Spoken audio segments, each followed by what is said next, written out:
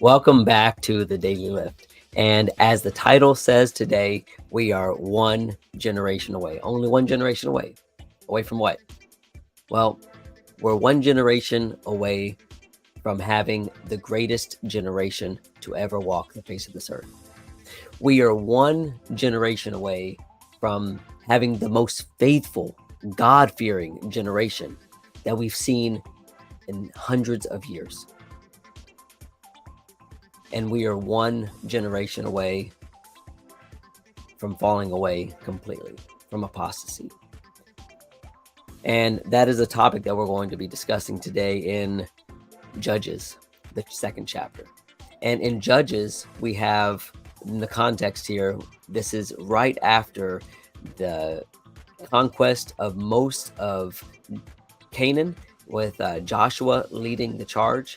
And this is the time when Joshua now is ending his days. He is passing the torch on to the next generation.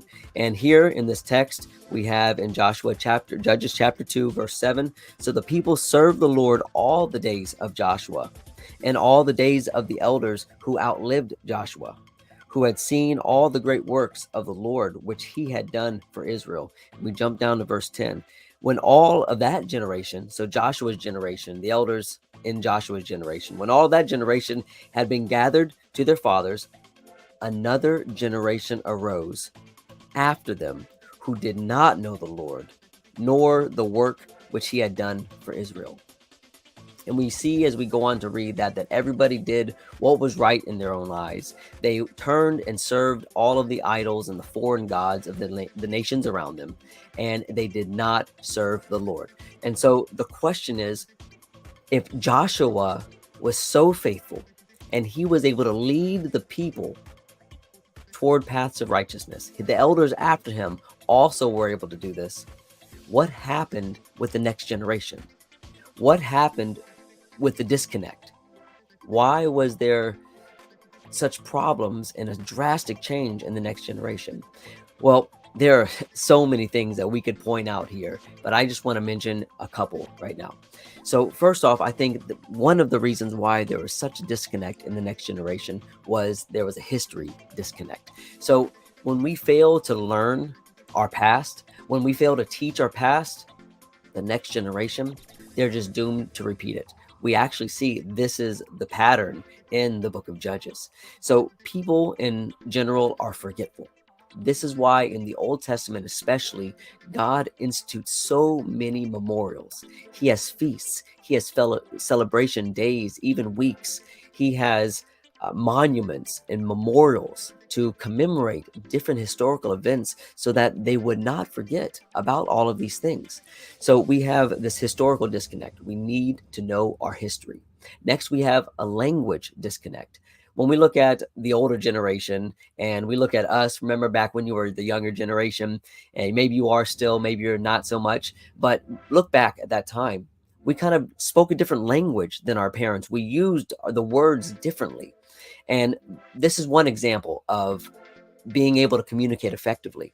If we are needing and we are wanting the next generation to stay faithful, to not fall away, we need to make sure that we're speaking their language. We need to know how we can reach them, because we can talk at our children and our grandchildren all day long until their eyes glaze over, and it's going to go in one ear and out the other, if it even gets in at all. So we need to know how to effectively communicate. We need to know how to reach our young people. Next, there is a disconnect from the Word of God. Somewhere along the line, the value of the Word of God was misplaced. It was traded in for the value of the worldly things, the here and now, the pleasures of this world. And so we need to emphasize the value of the Word of God. We need to get back to it. Knowing the Word of God helps us to know God. It helps us to know what He wants from us. And there is such great importance on knowing the Word. We are not easily deceived anymore. We are not easily forgetful. But when we're just going after every form of doctrine, like the waves of the sea, like those clouds in the air, that is when we have no substance. So I want to encourage you today to make sure that you know your history. Teach your history. Make sure that you know the Word, that you're teaching the Word. And lastly, make sure that you are being able to effectively communicate these things and connect with that next generation. And as always, go lift somebody up.